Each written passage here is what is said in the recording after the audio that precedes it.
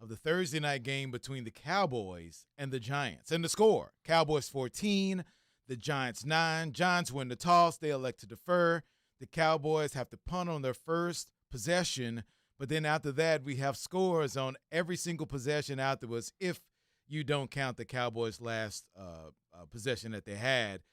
And the Giants score on every one of their possessions, but they are held to field goals instead of touchdowns. And that feels like the difference here. We worried or wondered, Mino, what the Cowboys defense would do against the run. And so far, they have been really, really stout. 16 carries for the Giants, only 29 yards allowed, 1.8 yards a carry. That's pretty dang good. Yeah, that's improvement. And a really weird first half, not a lot of pace to it. It felt like when the Giants got the ball with a little over 9 minutes left in the second quarter, it felt like they were just kind of trying to run the ball out, just like trying to waste as much time as possible because they're getting the ball to start the second half. But yeah, the run defense has been better. For the Cowboys, their leading rusher in the first half is CeeDee Lamb with 1 carry for 10 yards. So he's basically been the offense. Dak Prescott, a really good first half. It's funny. 14 for 16? Yeah, he missed his first pass of the game, and then he missed his last attempt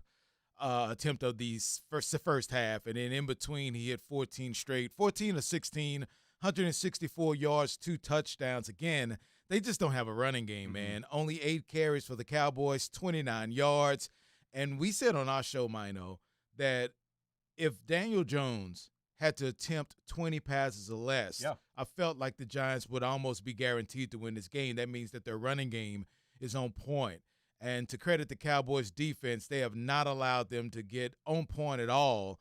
And you see Daniel Jones, he's 13 of 15, which seems really good. But, man, on that free play that they had, he had a receiver wide open and just underthrew it. And then even on another play where there were 2. Yeah, where he were very interceptable balls. Yes, underthrew his receiver. And you just kind of see if the Giants have to have the ball in Daniel Jones's hands, that's advantage Cowboys. But, yeah, you're right. It's just kind of a clunky first half and a lot of penalties in the first half, and the Cowboys have been a victim of that.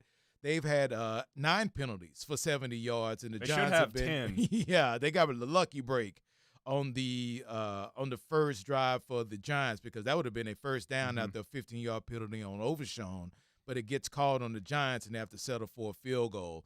9 penalties, 70 yards for Dallas, 3 penalties, 25 for the Giants, and it feels like the strategy is there for the Giants to make sure that they try to run the ball and keep the clock moving and limit the Cowboys' offense, but they just can't get the ball in the end zone, and that's been a credit to the Dallas' defense for making them stop. 5 of 9 on third downs for the Giants, and it's just been kind of weird. Yeah, it feels like if Daniel Jones throws the ball 30 or more times in this game, which he's on pace for, he's going to throw a pick at some point. No doubt. There's been no turnovers in this game yet. It kind of feels like you're playing Madden on 5-minute quarters with how many possessions there's been. 3 for the Giants, 4 for the Cowboys.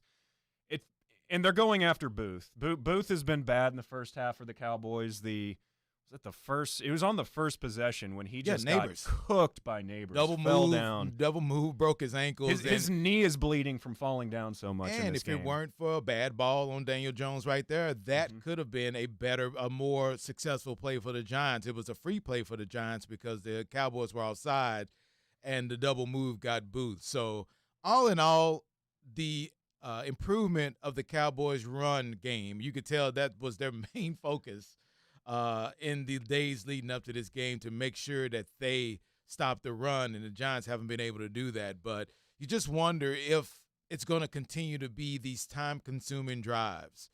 And the Giants get the ball first out of halftime, and if they can stop the Giants on this first possession and the Cowboys can go down and score, I think you can have the Giants panic a little bit.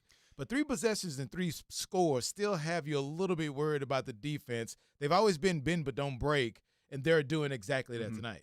Something I like from the Cowboys we saw in the first half was getting Hunter Lepke involved in the offense. It was a 4th and short.